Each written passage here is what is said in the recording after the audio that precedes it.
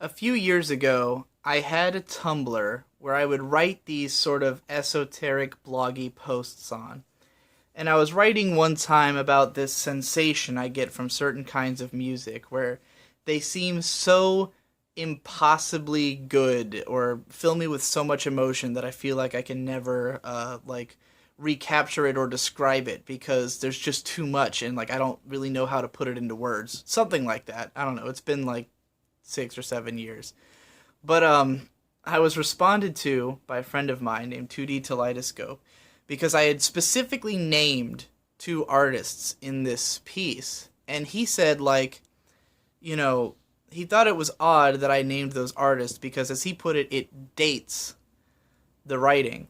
And I was like, I just have been stuck on thinking about that for years because I never got the chance to respond to him because I didn't think about it till later, but now it's just been stuck in my mind for a fucking eternity that I didn't see why you wouldn't want to date the material.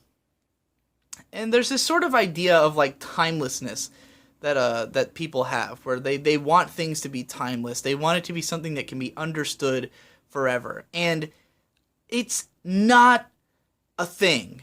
I don't think it's a thing at all. And I think when people look at references, they see references as it's like a tangible detail of something dating your work. Like, it obviously dates it, right? Like, if I name a 90s band that was only active in the 90s and I heard this song on the radio, then okay, it's from the 90s. And if you're from a different decade and maybe you can't relate to that song being on the radio or you've never heard of it. But all that really does is limit the context of who can understand it, of who can really appreciate it. If someone tells you it was a 90s band, then you now understand. And the thing is, we have to do that for all old writing. Because as much as people will say that something like Shakespeare is timeless, find me a ninth grader reading Shakespeare who understands what the fuck they're saying. Because I know when I was in high school, I would be staring at those words, those sentences, and being like, what the fuck is he saying? What are they saying? Because they use old language. They use parlance that we don't anymore. Weird sentence structures, weird grammar, and just general word choices. Stuff that no one says anymore. And so the work is dated. It's dated to the time period of when Shakespeare wrote it, because that shit doesn't make any sense anymore. And when you think about it, when you read it, read over the sentence a couple times and think about what those words mean, eventually you think, oh, okay, they're saying this. You kind of translate it in your mind into what you know those words mean.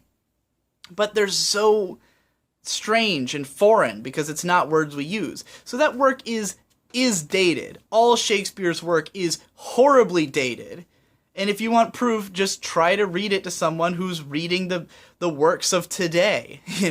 Someone who's reading a fucking Harry Potter book, or what would be a better equivalent? Just a stage play. Take someone going to see Jesus Christ Superstar. You can still understand that because it all is parlance we still use and no one has difficulty with it. But, take someone to Shakespeare and unless they've read it before, they're probably going to have some fucking pause for thought on what some of those words mean or some of those phrases mean. So nothing is timeless. It's not a thing. And moreover, I think that dating it is one of the most interesting things you can do because it puts you into that time and place and mindset. It's like a historical perspective. If you try to make something timeless, you've already failed because it can't be. 50 years from now, people aren't going to talk the way they talk now. There's going to be new slang, new grammar, new ways of everything. So it's going to be obvious. Even if you read something not that old, what's it called? Catcher in the Rye. If you read Catcher in the Rye, it feels very dated. There's a lot of words in there that no one uses anymore, odd phrases, and that's from, I think, the 50s. So, yeah, even books from this past century already feel old and weird to read now. So, it's only going to get worse going forward. So you've already failed if you're trying to write something timeless. But if you write something that's vary from the present, then it allows people in the future to get a snapshot of what life was like at that time, you know? And, like, if someone read that post, it shouldn't be timeless anyways, because I don't always feel the same way. Like, you know, I might not have that same emotion in 5 years. That was really a portrait of what my mind was when I was that age. Those were the bands that caused me to think that, and, you know, that's a thought I only had about those bands and don't have about any today. So it's more interesting to me as a snapshot of that time than it would be if I tried to apply it now, because it doesn't describe anything now. So, yeah, I think I've made my point. Just don't try to be timeless, because it's pointless, and being timeful can be a really interesting thing anyways.